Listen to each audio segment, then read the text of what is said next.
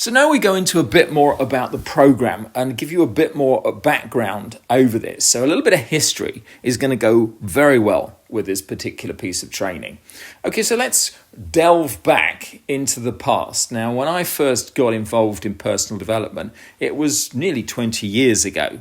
It was just an introduction from somebody who said, look, why don't you go and have a look at this NLP? You know, a business of mine had finished. I'd been in business for 20 years and I was looking for a new opportunity. And I saw this guy called Richard Bandler, and he was the founder of the neuro-linguistic programming movement with a guy called Grindler, and he was running a stage show with a guy called Paul McKenna in England, and they were inviting people there. It was £1,000 for a 5-day event where you would listen to people talk about this, the basics. I think the practitioner of the neuro-linguistic programming movement.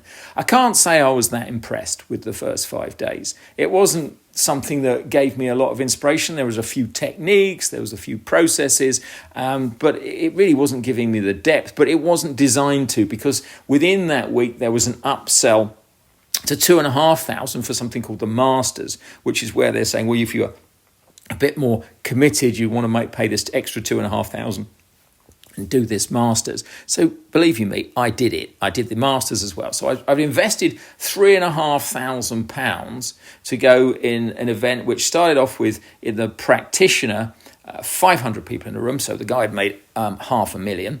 And then went to the Masters, where about half those people signed up for the Masters. So again, he's got 250 times now £2,500, which is again a bit over $500,000 to do another week. So you've got really $1 million in 2 weeks of work. But the weird thing was that these guys were off on QVC, which was a shopping channel, in the week, selling their CDs. Even when they were meant to be training us on an event. And people got a bit pissed off with this, I've got to tell you.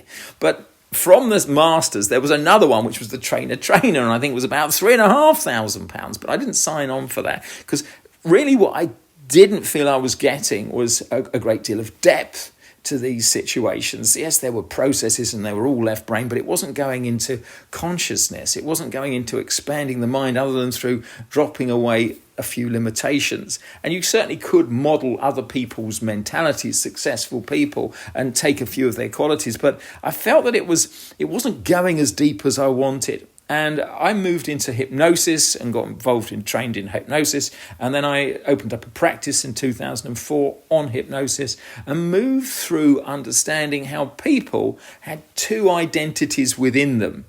When I was seeing people coming into the practice, they were really using language patterns to define their limitations. I can't do this, I'm not this is a problem, that's a problem. And you just heard tons of negativity and negative programming. And then when you put someone under a trance, that was all gone.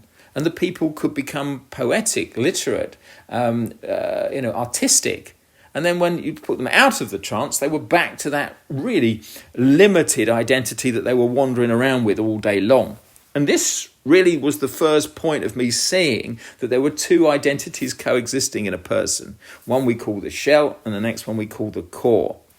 And the shell is an autopilot. And as I've gone through this over the last 20 years, working with groups of people, individuals, working at the clinic here in Zurich, I've studied people's minds and the patterns that form in people's minds, and how that they're not really just individual to them. They're, synonymous to all people. And you start to see that they've, for some reason, come out of sync. And it doesn't mean that they've got a problem. It's more the case that they've got a problem with society but can't quite rationalize it, because society is irrational. And they're trying to fit in with something that's irrational. So you see, if you don't think, you can fit in with whatever you want. You can go along with whatever you want if you don't think. In the Second World War, people went along with Hitler. People did things that were pretty bad acts because they didn't think. They didn't choose to think. They just went along with the herd. But as soon as you step out of the herd, you have to start to think and question. And that's a problematic place because you've now got a lot of division between you and everybody else.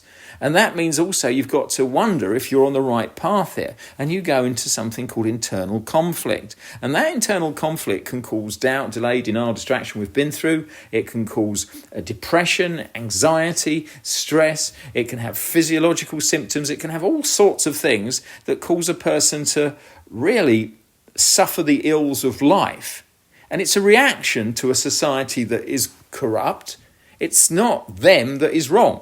Whereas in the psychological profession, they tend to see it as the person's got symptoms of problem, and it's something wrong in their head. And in some cases, maybe that is the case. But for the vast majority of people, it's the fact that they've started to consciously or unconsciously question what's going on in society and can't quite fit in. And on an unconscious level, they're tending to find this angst, they're finding this conflict going on, which results in all the symptoms that I've been talking to you about.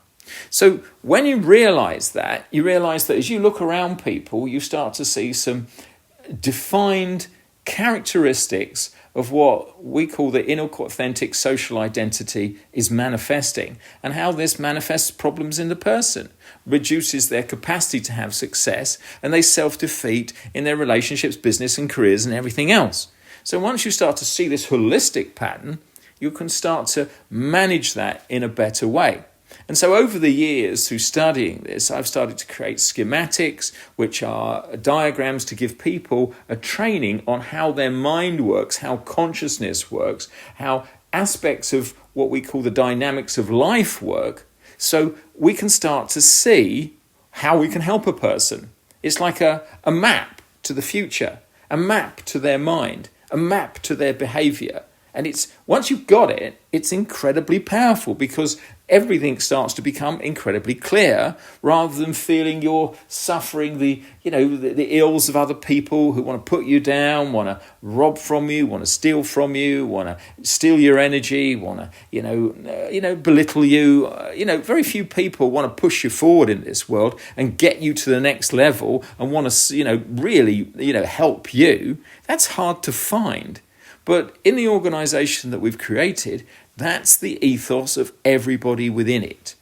It's a hard ethos for people to adopt because we as human beings are conditioned from birth to have a negative base. In fact, we're very much conditioned to have an I focus where we're all about us. But the truth is, when you move to an us mentality, you start to get a much more powerful effect. Your life changes very dramatically, and you're much more prepared to take the next step for what's in it for you, but what's in it for us.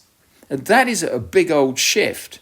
Now, this isn't me writing about this or talking about it for the first time. This kind of wisdom's been around for thousands of years, but it's certainly not taught to us at school. What's taught to us at school is that we should try to remember facts and figures and not really think for ourselves. That if you're going to a senior, a real top school, you will be asked to think for yourself because they're going to identify you from the beginning point as a leader of other people. Whereas if you go to a bulk standard school, they're going to go, well, you need a position in society where you can fulfill a role. And basically that's your life for 70 years. You're basically going to go, okay, I'm going to do a job and I'm going to do the best I can. I'm going to try and pay bills. I'm going to get myself in debt. I'm going to try and pay more bills to get myself out of debt. I'm going to buy stuff to make myself feel better and get myself more in debt. And I'm going to find that I've got children where I've got to pay for them and I've got to pay for other things. It's going to be a constant wheel until such time as I run out of energy and I die.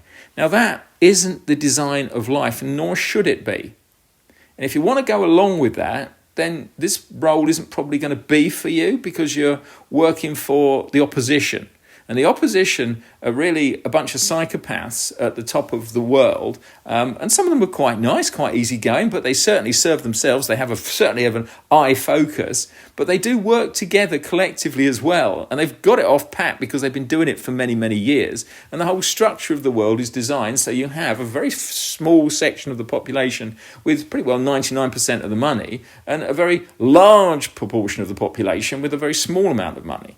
And that is a kind of a revelation to some people. Some people want to say, well, that's the only way it is, and it's got to be that way. And they're constantly fighting through life trying to think that maybe they can get to that top of that pyramid structure, but they're never going to get there. No one ever does, because it's not designed to allow that, except for the few that are accepted through the door because they are of use. Now, for someone like myself or you or, all the people they're trying hard to make a living. And that is a wrong way of doing it. And that's why society is going to go through a re-evolution in the next 10 years, because artificial intelligence, machine learning, is going to remove that necessity for people to have to make a living anymore. But that also creates a problem, because it doesn't mean they're all going to have freedom. Because up until this point, they've all been busy working in their jobs and their offices and their factories, and that keeps them busy for pretty well most of the time, and they get let out at the weekends, a bit like slaves used to. And once that ceases to be, then you have to move into another form of slavery. Now, I don't want to go through the complexities of this, because you go into futurism, you go into how the metaverse is going to work, how the economic structures of the world are going to work. You go into huge amounts of political structures and the way that the globalization is working, and you've got lots of forces that are working together and apart to create a new world order, shall we say? And it's going very, very quickly. But we're not concentrating on that. What we want to do is concentrate on the average person that would just like to get out of the shit, to have a better life, and to have financial freedom and be able to live a freer life where they can make choices, not have stress, not have the symptoms of that stress that are physical and mental, and not suffer. So that's what our whole system is about, because remember, my background comes from working with people's minds. It comes from working in NLP, hypnosis, cognitive behavioral therapy, then moving into consciousness and seeing how we can actually accelerate a mind, and what it meant to be going clear. What did that mean? What are all these people over the last 100 years talking about when it meant going clear in the mind? What would that benefit? And what states of consciousness would we be able to enter into if we were to do that? And that is where you're representing that new world, that new space in someone's mind where they can go into super states of creativity, flow, agile thinking, critical thinking, empathetic understanding, co-creation, all the good things that pretty well businesses didn't really want to know up until this point, but now they're looking for, because only with the agile mind can you really cope with the massive changes that are coming in the next number of years. So this path that you are joining, this path that I have certainly been on for nearly 20 years now, is a path into the future. And the future is becoming more and more rapid in its changes. And given the kinds of thinking that people currently have, which is almost like, walking through mud, and certainly talking to them, they're very slow in their verbalization skills, not very creative, because it's all been drained out from them. And this is science. Science is telling this. If you read any of my books, you'll start to see the research behind this, and you'll start to see just how much people's minds have been dulled down. And that's been through fear. As I said, it's been through toxic stress, constant exposure to masses of information that the frequency of their brains couldn't cope with, which has caused the brain to die in lots of ways. But the great thing about the brain is it's the ultimate survival mechanism, and it can grow back the other way. And it can start to think in ever much bigger ways because it once did it. It once did it. When you were 5, you had a genius level of innovative, creative capacity. But unfortunately, the schooling system, the whole social system, your parents, everything drained that out of you until you just became a left brain convergent thinker. Divergent thinking is right brain. And that was, if you look back at when you were at school, how much time was spent giving you the capacity to create? A fraction of the time. So you can see why your brain is biased towards that left brain thinking. So we want to release that out. And we do that through linguistics. We do it through moral challenges. We do it through getting a person to engage in something called theoretical consciousness, non-combative argument. We get that person to start thinking beyond what they've ever done before. Start to look at their own sense of identity and wonder why they believe in a certain thing and why they value a certain thing. What they can prove rather than what they say that they think. And this is a whole new world for them because it's unlearning everything that's ever been learned. And that allows the brain to start to grow again. It becomes free of the limitation, free of the backstory, free of the mind static, free of the negative validation systems. And once you're free of all that, well, life becomes a breeze. And that is what you're giving people. You're giving people the key to the door to freedom. Freedom to start becoming the creator and the architect of their lives now, rather than being the reactionary person following what other people wanted and conforming to what other people think that they can do. Every person on this planet has a limitless potential, and their brain can expand into new ways. Forget IQ, just think of PQ, potential quota, empathetic quota. Think of spiritual quota. When a person starts to explore these things without the doubt, delay, denial and distraction, and give up who they think they are, they start to expand, they start to flower, they start to ascend. And that is what you are giving to people. You are giving people the ultimate gift of life and love and freedom. That is why the job that you're going to be doing is the ultimate job that anyone could ever do, because it puts credits in your, shall we say, energetic field bank. It gives you the fact that you've done something good for somebody, and that will come back to you tenfold. It will allow you to grow in this world in a way that you've never experienced before. Instead of fighting, instead of trying to get yourself over and above other people, instead of competing, you'll start to find that you're developing an energetic field that is incredibly powerful and can be responsible for massive change.